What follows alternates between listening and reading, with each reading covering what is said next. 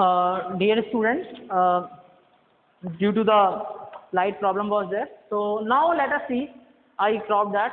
Now let us see what is the summary.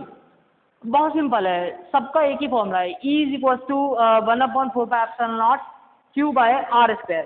हमको केवल यही फॉर्मूला याद रखना है।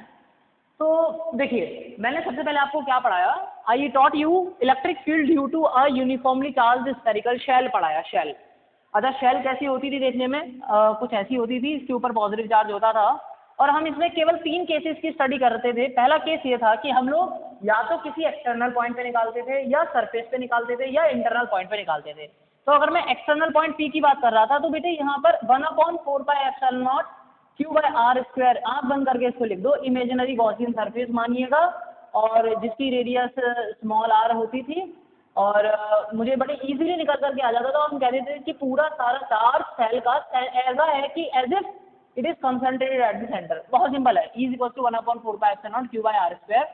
आउटसाइड पॉइंट के लिए ये फॉर्मूला फिक्स्ड था 1/4πε0 Q/r², इसमें कोई चेंज नहीं है, राइट। तो आउटसाइड के लिए खत्म हो गया, तो इसको याद रखिए हमेशा। अच्छा, अगर मैं सरफेस की बात करूं, एट द सरफेस की बात करूं तो क्या होगा, बहुत सिंपल है। देखिए, मैं चार्ज को चार्ज डेंसिटी के टर्म्स में अगर डिफाइन करना चाहूँ तो ये कैसा डिफाइन होगा, देखिए चार्ज डेंसिटी क्या होगी, Q is equal to charge पर charge is work, charge enclosed कितना इसने एंक्लोज किया होगा, charge density into surface area. इसका चार्ज डेंसिटी कितना मैंने लिया था, सिग्मा लिया था, सिग्मा, क्योंकि ये शेल है ना, कोई वॉल्यूम नहीं है। तो सिग्मा इनटू इसका सरफेस एरिया था 4πr², मतलब कि the area, whole area was 4πr², this radius was capital R, so it is 4πR²। ये चार्ज एनक्लोज्ड हो गया इसके पास, क्लियर है ना। मैं पूरे गॉसियन सरफेस का चार्ज एरिया नहीं निकालूंगा, इस बात को ध्यान रखना, मैं केवल शेल का सरफेस एरिया निकालूंगा क्लोज शेल के लिए। तो सिग्मा इंटू 4πR²। अगर ये वाली वैल्यू मैं यहाँ पुट करता हूँ तो बेटा देखो वैल्यू क्या बनेगी, E is equal to 1/4πε0 sigma into 4π capital R² upon small r²। बेटा 4π से 4π कट जाएगा, E is equal to sigma upon ε0 capital R² upon small r²। आपको ये फॉर्मूला याद रखना है, क्लियर। तो मैं यहाँ कोई कुछ भी नया नहीं है, केवल इतना ही है कि आपको इसको लग सकते हो sigma upon ε0 into capital R² upon small r²। मैंने इसको सिग्मा के टर्म्स में लिख के दिखा दिया, इसमें किसी को कोई डाउट नहीं होना चाहिए। E equal to 1/4πε0 Q/r², sigma upon ε0 r² upon small r², ये मैंने आपको समझा दिया, ठीक है। अच्छा बेटा, सरफेस की बात करें, कॉमन है, सरफेस पे क्या होगा, कैपिटल R स्मॉल r बराबर हो जाएंगे, यानी ये गॉसियन सरफेस अब इस सरफेस से ही पास होगा, तो जाहिर सी बात है ये पूरा स्मॉल r इस कैपिटल R के बराबर हो जाएगा, r से r कट जाएगा, तो ये आ जाएगा, E का वैल्यू आ जाएगा सिग्मा अपॉन ε0, केवल E equal to sigma upon ε0। सभी को खत्म, समझ में आ गया, ठीक है। इंटरनल पॉइंट पे इलेक्ट्रिक फील्ड की वैल्यू 0 होगी। अगर मैं कोई गॉसियन सरफेस इसके अंदर एज्यूम करूंगा, अगर ये वाला गॉसियन सरफेस तो मैंने बाहर से लिया है, अगर ये गॉसियन सरफेस में अंदर मानूंगा तो क्या कोई गॉसियन सरफेस के अंदर कोई चार्ज एनक्लोज है, इस P पॉइंट के P पॉइंट यहाँ से पास होता मानूंगा तो इसके अंदर कोई चार्ज एनक्लोज नहीं है, तो ये 0 हो गया। 3 बातें याद रखो, 1/4πε0 Q/r² या sigma upon ε0 r² upon small r², ये याद रखो, केवल ये डराइव कर लो पेपर के टाइम पे, अगर भूल गए तो केवल ये याद है तो ये डराइव इजीली हो जाएगा, small capital R² upon small r²। Surface पर r काट दो, सिग्मा अपॉन ε0, इंटरनल पॉइंट पर 0, खत्म, ठीक है, ओके। तो पहला केस सभी को समझ में आ गया था। दूसरे केस में हम लोग क्या कर रहे थे, एक चार्ज कंडक्टर की वजह से निकाल रहे थे। कंडक्टर भी आप यहाँ लिख लो, स्फेरिकल कंडक्टर है, electric field intensity due to a charge spherical conductor. बेटा यहाँ आप बंद करके लिख दो कि इलेक्ट्रिक फील्ड की वैल्यू किसी कंडक्टर की वजह से। देखो इसमें भी 3 केस हैं, मैंने यहाँ आप लोग जब कॉपियों में लिखोगे तो आप कॉपियों में क्या करोगे बेटा, आप इसको ऐसे लिखोगे कि एक्सटर्नल पॉइंट पर तो सेम रहेगी E की वैल्यू 1/4πε0 Q/r², क्योंकि वो पूरा कंडक्टर ऐसे बिहेव करेगा, जैसे मान लो मैं यहाँ लिख दूँ, ये कोई कंडक्टर है और ये स्फेरिकल कंडक्टर है और ये आउटसाइड तो ये ऐसे बिहेव करेगा कि जैसे मान लो खुद ये एक पॉइंट चार्ज है, जैसे आप सैटेलाइट से किसी गाड़ी को देखो तो पॉइंट चार्ज की तरह वर्क करेगी, ऐसे किसी आउटसाइड पॉइंट पर ये स्फेरिकल कंडक्टर ऐसे वर्क करेगा जैसे पॉइंट चार्ज है। तो इसमें 3 केस बने बेटा, इसमें 3 केस बने। पहला केस आउटसाइड के लिए ये, अच्छा, सरफेस के लिए भी आप इसको क्या करेंगे, सरफेस पर भी इलेक्ट्रिक फील्ड की वैल्यू निकाल सकते हैं, ठीक है, कोई दिक्कत नहीं है। इनसाइड इलेक्ट्रिक फील्ड की वैल्यू 0 हो जाएगी, तो E zero inside, E inside is 0, nothing but 0। Okay, I hope it is clear to you. Okay, तो सरफेस पे भी आप लोग ये एज्यूम कर सकते हैं कि सारा चार्ज सेंटर पे कंसंट्रेटेड है, the value will be same. Electric field due to a uniformly charge non conducting sphere. तो अब मैं अगले केस पर आता हूँ। बेटा देखो, पहला, दूसरा, तीसरा, यानी पहले केस में 3 सब केस, ये खत्म हो गया, मैं इसको रब कर दूँ। दूसरे वाले में ये स्फेरिकल कंडक्टर के अंदर तो कुछ होता ही नहीं है, क्योंकि सारा चार्ज सरफेस पर आ जाएगा, जैसे ही अंदर दोगे सारा सरफेस पे आ जाएगा। और मैंने आपको बताया है कि एक हॉलो कंडक्टर इलेक्ट्रोस्टैटिक फील्डिंग की व्यवहार करता है, यानी कि अगर कोई आपके पास लोहे का बाउल है गोल, एक बाउल है, दूसरा बाउल है, आपने दोनों को वेल्ड कर दिया, अंदर पूरा हॉलो स्फीयर हो गया, उसके अंदर चार्ज रिसाइड ही नहीं कर सकता, वो इलेक्ट्रिक फील्ड उसके अंदर एंटर नहीं कर सकती, यानी कि वो इलेक्ट्रोस्टैटिक फील्डिंग की तरह वर्क करेगा, कोई भी इलेक्ट्रिक फील्ड लाइन अंदर एंटर नहीं करेगी।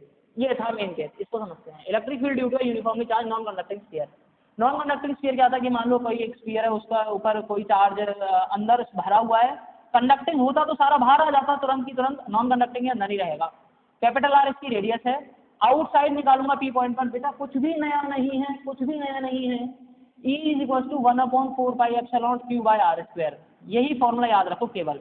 अच्छा, इसको अगर मैं चार्ज डेंसिटी के टर्म्स में रिप्रेजेंट करना चाहूँ तो बेटा चार्ज डेंसिटी यहाँ पर अब वॉल्यूम चार्ज डेंसिटी होगी, देखो क्यू एनक्लोज कितना होगा, इसका वॉल्यूम कितना है, चार्ज डेंसिटी रो, शेल नहीं है स्फीयर है, तो rho into 4/3 pi capital R cube, ना कि स्मॉल आर क्यूब, क्योंकि केवल इसके अंदर ही तो चार्ज एनक्लोज है, कि यहाँ कोई चार्ज थोड़ी नहीं है, यहाँ कोई चार्ज थोड़ी नहीं है। तो मैं फिर से आपको बता दूं कि ये मेरा स्फीयर था और इसकी कैपिटल आर रेडियस थी, पी पॉइंट पर इलेक्ट्रिक फील्ड निकालना था, तो मैंने क्यू एनक्लोज कितना आ गया बेटा, यहाँ क्यू की वैल्यू जरा पुट करो तो देखो ई की वैल्यू कितनी आ जाएगी, 1/4 पाई एप्सिलॉन नॉट, क्यू की जगह पुट करूंगा Q 4/3 pi capital R cube upon small R square, 4 pi से 4 पाई कट गया, ई की वैल्यू आ गई रो upon epsilon naught capital R cube upon 3r square, खत्म। कितना तो सिंपल है। तो मैं इसको ये लिख सकता हूँ rho upon epsilon naught R Q upon 3 small R square, ये याद रखो हमेशा आउटसाइड पॉइंट के लिए। सरफेस पे sir small are capital R को बराबर कर दो, तो ई की वैल्यू क्या आ जाएगी, sigma upon epsilon naught into 1/r, ये कट जाएगा, आर कट जाएंगे, r/3, ठीक है। और यहाँ अब बेटे यहाँ पर ना आप इसको स्मॉल आर सरफेस को, हाँ कैपिटल आर करोगे, कैपिटल आर फिक्स्ड है ना, कांस्टेंट रहेगी सरफेस पर। बेटा इंटरनल पॉइंट में कुछ भी नया नहीं है, इंटरनल पॉइंट के लिए आप क्या करोगे, देखो यहाँ पर ना बच्चों को कंफ्यूजन हो जाता है कि इंटरनल पॉइंट में क्या करना है, तो बड़ा सिंपल था, एक स्फीयर था, उसके अंदर चार्ज भरा हुआ था, अगर आपको पी पॉइंट के अंदर इलेक्ट्रिक फील्ड इंटेंसिटी निकालनी थी, ये पी पॉइंट यहाँ है, तो इमेजिनरी गॉसियन सरफेस के अंदर कितना चार्ज एनक्लोज है भाई, इसके अंदर कितना चार्ज एनक्लोज होगा, चार्ज डेंसिटी इंटू 4/3 पाई। अब इस गॉसियन सरफेस का वॉल्यूम स्मॉल आर क्यूब लिखूंगा, क्योंकि ये आर वेरिएबल है, तो बेटे यहाँ पर केवल और केवल कुछ भी नया नहीं है, यहाँ स्मॉल आर पुट करूंगा केवल, आप ये वैल्यू यहाँ पुट करोगे, स्मॉल आर क्यूब लिखोगे, आर स्क्वायर से आर कट क्यूब से कटेगा, आर रह जाएगा केवल स्मॉल आर, ठीक है। तो ये रह जाएगा रो अपॉन r/3, ठीक है। तो sigma upon epsilon not r/3।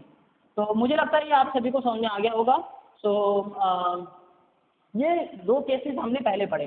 चलिए बेटा, इसके ग्राफ पेपर में कभी कभी आ जाते हैं कि प्लॉट करके दिखाओ कैसे वेरी कर रहा है, तो आप प्लॉट कैसे करोगे, देखो मेरे पास ये कोई शेल है, पॉजिटिव चार्ज इसके ऊपर बिखरा हुआ है, ये इसका O पॉइंट सेंटर पॉइंट है, और अगर मान लीजिए आप इसको ऐसे प्लॉट करते हैं, वाई एक्सिस पर इलेक्ट्रिक फील्ड का वैल्यू और एक्स एक्सिस डिस्टेंस शो कर रही है कि डिस्टेंस के साथ कैसे वेरिंग हो रहा है, और वाई एक्सिस पर इसका इलेक्ट्रिक फील्ड का वैल्यू है, कैसे कितना वैल्यू है। तो देखो बेटा, अंदर 0 होगा शेल के, ई की वैल्यू 0, ये ई की वैल्यू है, ई की वैल्यू अंदर 0 होगी, सरफेस पर ई की वैल्यू मैक्सिमम होगी, और कितनी होगी, सरफेस पर होगी सिग्मा अपॉन एप्सिलॉन, कांस्टेंट रहेगी, तो मैंने मान लिया कि कुछ कांस्टेंट है, सरफेस पे कांस्टेंट होगी, इनसाइड 0 हो गई,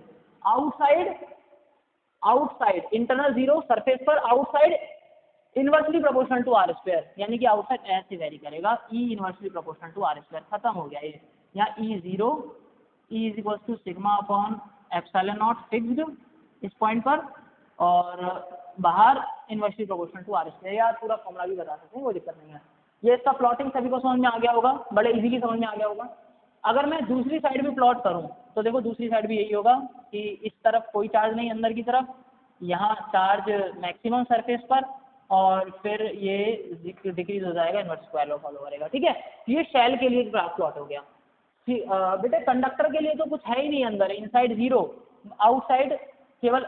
कंडक्टर के लिए क्या करोगे, कंडक्टर के लिए इनसाइड जीरो करोगे, है ना, और आउटसाइड फिर यही प्लॉट हो जाएगा, ठीक है। तो आई होप आपको ये समझ में आ गया होगा, बड़ी इजीली है, बड़ी इजीली आपको ये समझ में आ गया होगा। चलिए अब हम आगे बढ़ते हैं, स्फीयर के लिए देखते हैं। देखो मेरे पास अगर मान लो ये कोई स्फीयर है,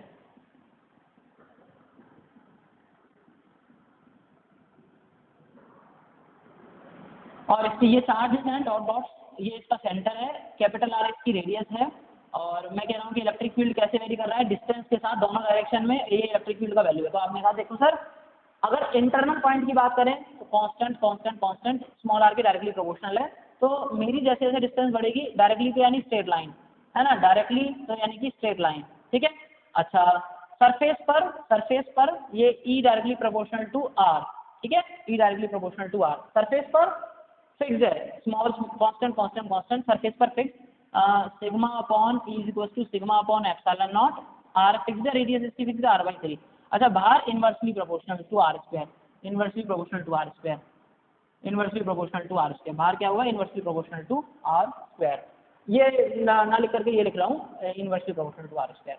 तो बेटा आपको ये आई होप ये समझ सभी को समझ में आ गया होगा। आपको ये दोनों प्लॉटिंग जरूर आनी चाहिए, variation of electric field with distance, variation of electric field with distance due to a shell, और यहाँ यही पूरा कॉपी करोगे, due to a uniformly charge non conducting, due to a uniformly charge non conducting sphere. बेटा conducting sphere में तो अंदर zero हो जाएगा, कंडक्टिंग स्फीयर नहीं निकाल सकते, कंडक्टिंग स्फीयर के लिए अंदर जीरो रहेगा, ठीक है। आप सभी को आई होप ये प्लॉटिंग सभी को समझ में आ गई होगी। Let me see, test everything is going fine, yes. So अब बेटे अब हम लोग इन 3 केस पढ़ने के बाद मैंने जो आज पढ़ाया वो आज क्या था, मैंने आज आपको एक line charge, electric field due to a infinite line charge and sheet पढ़ाया, लाइन चार्ज के बाद मैंने आपको फिर सिलेंडर पढ़ाया, शीट पढ़ाया, शीट पढ़ाने के बाद फिर मैंने कंडक्टर पढ़ाया और कुछ केसेस वगैरह बताए। तो मैं उनका भी समरी यहाँ लिख देता हूँ, पहला दूसरा तीसरा चौथा पॉइंट देखते हैं।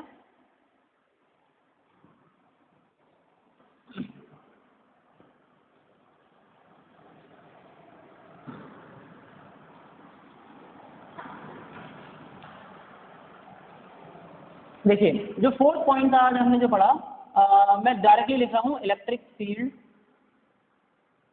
इंटेंसिटी एट पॉइंट P, चलिए लिख लेते हैं पूरा, at point P due to a uniformly charge wire of infinite length. तो बेटा ये जो आपका बहुत सिंपल था, ये इसमें कुछ भी नहीं था। तो यहाँ हम लोग एक चार्ज ले रहे थे, फिर हमने गॉसियन सरफेस माना था, ऐसा करके हम लोग ले रहे थे, चार्ज ले रहे थे, इसकी लेंथ इनफाइनाइट ले रहे थे, फिर हमने गॉसियन सरफेस माना था, P पॉइंट माना था, यहाँ तो electric field flux zero link हो रहा था, यहाँ इलेक्ट्रिक फ्लक्स लिंक हो रहा था, थीटा की वैल्यू यहाँ जीरो थी, कॉस थीटा बच रहा था, E DA आ रहा था, सबसे ऐड किया था, E DA सम अप होकर के DA की वैल्यू आ रही थी E इंटू 2πRL, है ना, 2πR इंटू L इसका कर्व सरफेस एरिया, और Q अपॉन एप्सिलॉन नॉट किया था। Q की जगह लिखूंगा लैम्डा इंटू L, क्योंकि लैम्डा इसकी लीनियर चार्ज डेंसिटी है, L इसकी सिलेंडर की लेंथ थी। तो E की वैल्यू आ रही थी, E की वैल्यू आ रही थी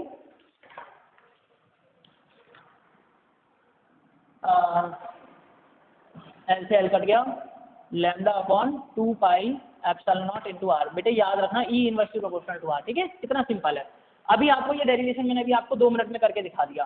तो ऐसा नहीं है कि आपको रटना है, वो तो केवल एक थ्योरी थी जो आपको ऐसा लग रहा था कि बहुत लॉन्ग है। चलिए फिफ्थ जो था वो electric field intensity at point P due to a uniformly charge cylinder of infinite length. बेटे अब हमने एक सिलेंडर था और ये सिलेंडर की वजह से हमको एक गॉसियन सरफेस भी हमने एक सिलेंडर ही माना था, ठीक है, छोटा सा ही मान लेता हूँ। तो इस सिलेंडर की वजह से इसकी लेंथ एल थी। थोड़ा सा राइटिंग थोड़ा जल्दी जल्दी में, एक ये सिलेंडर था, इस पी पॉइंट पर इलेक्ट्रिक फील्ड का वैल्यू निकालने के लिए मैंने गॉसियन सिलेंडर माना था। गॉसियन सिलेंडर इस सिलेंडर को एनक्लोज कर रहा है, पी पॉइंट से पास हो रहा है। इसके लिए आप वॉल्यूमेट्रिक चार्ज डेंसिटी यूज़ करोगे क्योंकि ये पूरा वॉल्यूम था, तो उसके लिए रो यूज़ किया था, रो 4 upon charge per unit volume, ठीक है। तो ये हमने रो लिया था। अब इसकी लेंथ मैंने एल ली थी, तो इसके लिए मैंने क्या किया था बेटा, आपको इलेक्ट्रिक फील्ड बताया था, आउटसाइड पॉइंट के लिए निकाला था और एक इनसाइड पॉइंट के लिए निकाला था, दो केसेस के लिए निकाला था। तो डेरिवेशन इसका बहुत सिंपल है, और उसी तरीके से करोगे कि E इंटू 2πRL, ठीक है। इलेक्ट्रिक फील्ड इन पॉइंट्स पर वैलिड होगा, इन पॉइंट्स पर इलेक्ट्रिक फील्ड की वैल्यू फ्लक्स 0 तो फील्ड भी 0 इज इक्वल टू ये फ्लक्स हो गया ना, पाई कितना पास हो रहा है ये, अच्छा ये क्यू अपॉन एप्सिलॉन नॉट होगा। क्यू कितना इंक्लोज किया है इस पूरे गॉसियन सरफेस ने, केवल इसका वॉल्यूम कितना है 4/3 पाई, कैपिटल आर क्यूब ले लें इसको, इसका रेडियस कैपिटल आर है ना सिलेंडर का, तो okay 4/3 pi capital R cube into rho, ये क्यू एनक्लोज्ड है, तो flux is equal to Q upon epsilon naught, ठीक है। तो इलेक्ट्रिक फील्ड की वैल्यू कितनी आ रही थी, रो बेटा ये जो आएगा rho into 4/3 pi capital R cube upon 2 pi epsilon naught R into L, ठीक है। Epsilon naught cancel out each other, E comes out to be 2 rho upon, sorry हाँ 2 टाइम्स कर दिया, 2 rho upon 3 epsilon naught capital R cube upon small R, okay. So इतना निकल कर के आता है इसमें। आई थिंक हम एक बार चेक कर लेते हैं। फ्लक्स क्या होगा, E dot d A, d A is nothing but 2πRL, electric flux is equal to charge enclose, charge enclose is what, इसके अंदर कितना चार्ज एनक्लोज है, charge density into it, charge density into it volume. तो ठीक है 4πR²,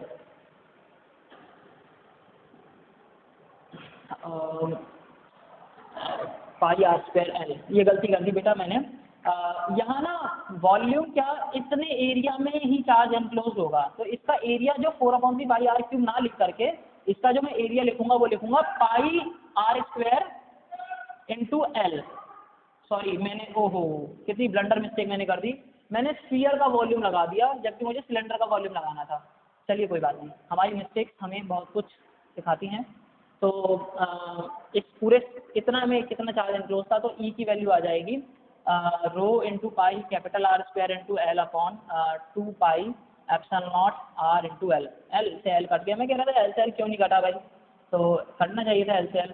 तो ये आ जाएगा rho upon 2 epsilon naught capital R² upon small r, right. तो ये इलेक्ट्रिक फ्लक्स का फील्ड का वैल्यू निकल करके आ गया। और बेटा फील्ड अगर वेक्टर है तो डॉट लगा दो और मतलब पॉइंटिंग आउटवर्ड। ये आउटसाइड के लिए आया था, इनसाइड के लिए मैंने बोला था, इनसाइड के लिए क्या करोगे, देखो सरफेस पे निकालना है तो स्मॉल आर कैपिटल आर बराबर रख दो, ठीक है, खत्म हो गया। इसमें 3 केस थे, तो चलो मैं ई के लिए लिख लेता हूँ। ई पहला केस क्या था, E is equal to rho upon 2 epsilon naught capital R² upon small r only. अच्छा बी केस क्या था, अगर सरफेस की बात करें तो स्मॉल आर कैपिटल आर को बराबर रख दो 2 एप्सिलॉन नॉट, ठीक है। और ओके फाइन। अगर मैं इनसाइड देखूं, इनसाइड वैसे मैंने ये वाला केस आपसे डिस्कस नहीं किया था, तो आप ना भी लिखना चाहें तो इसको कोई दिक्कत नहीं है, मैंने ये केस डिस्कस नहीं किया। अगर मैं इनसाइड देखूं, ठीक है, तो इनसाइड के लिए आप क्या करोगे, एक छोटे से गॉसियन सरफेस का जो वॉल्यूम निकालोगे वो पाई स्मॉल R² L लिखोगे, ना कि कैपिटल R² L। तो पाई स्मॉल R² में यहाँ स्मॉल आर, यहाँ केवल पाई स्मॉल आर बचेगा, ठीक है ना, ठीक है। तो ई की वैल्यू आ जाएगी rho small R upon 2 epsilon naught. बेटा ये इंटरनल पॉइंट के लिए हो गया, ये outside at point P outside at surface और एट इंटरनल पॉइंट। तो आई होप आप सभी को ये समझ में आ गया होगा। मैंने देखिए बेटा कितना सिंपल है डेरिवेशन, कुछ भी तो नहीं है, और ये लॉन्ग में आते हैं, बड़े बच्चों को टफ लगते हैं, छोड़ देते हैं। मैं एक बार वीडियो चेक कर लेता हूँ। Everything is going fine and you are able to watch the white board, very good. कितना तो सिंपल है। अभी आपको सामने एक एक मिनट में ही सारा डेरिवेशन कर करके दिखा रहा हूँ, तो इसमें घबराना नहीं है। छठवां केस क्या था? सिलेंडर हो गया, electric field intensity at point P near a sheet, plane sheet of near a uniformly charge plane sheet, uniformly charge plane infinite plane sheet है ना, वो मैंने हेडिंग वहाँ कुछ और भी लिखा हो, लेकिन आप खुद भी इसको अपने तरीके से इसको यहाँ लिख सकते हैं। Electric field intensity at point P near a infinite plane uniformly charge sheet, ठीक है, या इसको प्लेट भी कहते हैं, प्लेट। तो मैंने कुछ ऐसा फिगर बनाया था, और इस फिगर में मैंने क्या किया था कि यहाँ ऐसा एक गॉसियन सरफेस माना था, और गॉसियन सरफेस क्या लिया था? एक सिलेंडर लिया था, एक सिलेंडर ऐसे बनाया था, और यहाँ एक क्रॉस सेक्शन काटा था, एक क्रॉस सेक्शन काटा था। यहाँ पर इलेक्ट्रिक फील्ड तो एग्जिस्ट करेगा, इन सरफेस पे इलेक्ट्रिक फील्ड की वैल्यू θ90, तो इलेक्ट्रिक फ्लक्स कितना हो गया? 0, फ्लक्स 0 तो E भी 0। यहाँ से कोई लिंक नहीं करेगा, इलेक्ट्रिक फील्ड लाइन पास नहीं होगी, इलेक्ट्रिक फील्ड लाइन यहाँ से पास होंगी, तो E का डायरेक्शन भी है, D का डायरेक्शन भी है। तो यहाँ क्या होगा कि थीटा की वैल्यू 0 हो गई, सॉरी यहाँ θ90 होगा, वो हाँ θ90 फ्लक्स 0, तो यहाँ थीटा 0 हो गया, EDA आ गया। बेटा जो यहाँ आ रहा था इलेक्ट्रिक फील्ड, वही इलेक्ट्रिक फील्ड यहाँ होगा, ठीक है, E वेक्टर भी यही होगा, D वेक्टर भी यही होगा। फिर मैंने यहाँ, चलो इसका भी डेरिवेशन है, 1 मिनट में देखते हैं बस। यहाँ के लिए हम रो नहीं लेंगे, लैम्डा नहीं लेंगे, सिग्मा लेंगे, क्योंकि ये सरफेस है। तो गॉसियन सरफेस के लिए देखो फ्लक्स कितना होगा? EDA, और DA यानी कि इसका पूरा एरिया A है, तो मैं इसको EA कह लेता हूँ। दोनों तरफ से 2EA हो गया, EA वहाँ से पास होगा, EA यहाँ से पास होगा, और कहीं से पास होगा नहीं, ये फ्लक्स आ गया फाई। और यही फ्लक्स किसके बराबर होगा? ये गॉस लॉ से Q/ε0, और Q कितना एनक्लोज किया हुआ है इसके ने। अब Q एनक्लोज एक छोटा सा किया हुआ है, इस क्रॉस सेक्शन एरिया से कितना चार्ज पास हो रहा होगा, मतलब ये कितना इस पास क्या कितना इसमें कंटेंट होगा, तो Q enclose is sigma into A/ε0, ठीक है ना। ये चार्ज डेंसिटी है, एरिया का मल्टीप्लाई कर दो, चार्ज आ गया। इन दोनों को इक्वेट करूंगा तो 2EA आ गया सिग्मा A/ε0। बेटा A से A कट गया, E की वैल्यू आ गई सिग्मा/2ε0। तो ये मेरा कितना सिंपल था, एक लाइन में खत्म हो गया। तो E इज इक्वल टू सिग्मा/2ε0। तो ये डेरिवेशन होकर के आ गया खत्म, ठीक है। तो मैंने छठवां केस मेरा हो गया, और इस केस के बाद अब मैं आगे बढ़ रहा हूँ, ठीक है बेटा। अब इसमें ही 6 में ही आपको 3 केस पढ़ाए थे। पहला केस क्या था? एक कंडक्टर की वजह से, plane conductor, plane charge conductor. बेटा कंडक्टर में आपको हमने क्या किया था कि 2 सरफेस लिए थे। एक जैसे मान लो ये मेरा कोई कंडक्टर है, तो इसमें ना 2 सरफेस है, पहला सरफेस दूसरा सरफेस। पहले की वजह से भी सिग्मा/2ε0 होगा, और दूसरे वजह से भी सिग्मा/2ε0 होगा। 2 सिग्मा/2ε0 होगा, 2 से 2 कट जाएगा, सिग्मा/ε0 बचेगा।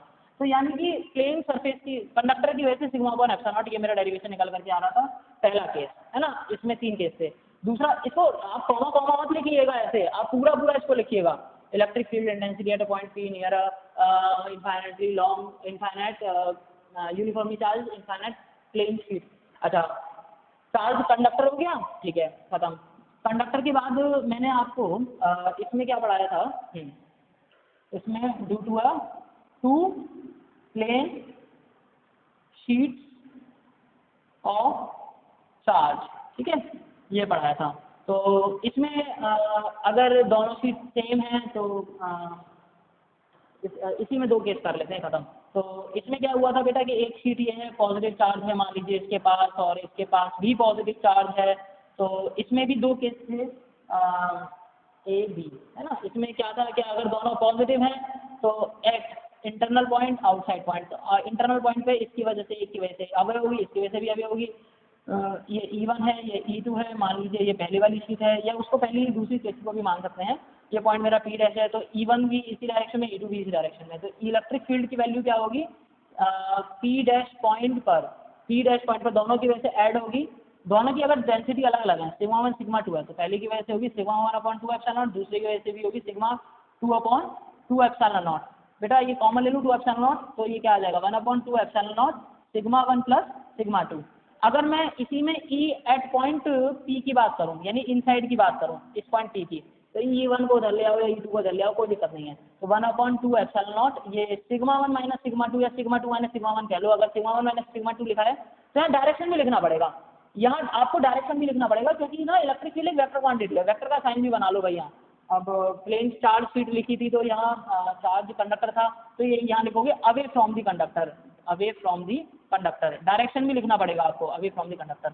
बेटा यहाँ एक बात कॉमन है कि अगर ये नेगेटिव होता ना, सब जगह नेगेटिव होता तो सब जगह अवे की जगह टुवर्ड्स कंडक्टर आ जाता। प्लेन शीट में भी यहाँ डायरेक्शन लिख करके लिखोगे अवे फ्रॉम दी शीट। ठीक है, इलेक्ट्रिक फील्ड का डायरेक्शन सब जगह आपको लिखना होगा। यहाँ पे भी आप लिख सकते हैं, ये तो रेडियली हो जाएंगे, इसमें कोई ज़्यादा खास नहीं है। तो electric field at P point आ गया, मैंने इसको यहाँ लिख दिया। इसमें डायरेक्शन क्या लिखोगे, मैंने सिग्मा 1 इसको इधर लाया है, तो अवे फ्रॉम शीट 1। ठीक है, यहाँ लिख लोगे away from sheet 1, away from sheet know towards sheet 2, ये लिख सकते हो। अवे फ्रॉम या टुवर्ड्स नेगेटिव डायरेक्शन, है ना, या टुवर्ड्स नेगेटिव एक्स एक्सिस, ऐसा करके आप रिप्रेजेंट कर सकते हैं। या फिर ऐसे लिखेंगे from sheet 1 to 2, pointing from sheet 1 to 2। ठीक है, अगर मैं E2 को इधर लेके आ रहा हूँ तो अच्छा यहाँ क्या लिखोगे, away from sheet 1, away from sheet 1। ठीक है बच्चों, बस आज के लिए हम इतना ही रखते हैं। तो आई होप आप सभी को ये समझ में आ गया होगा।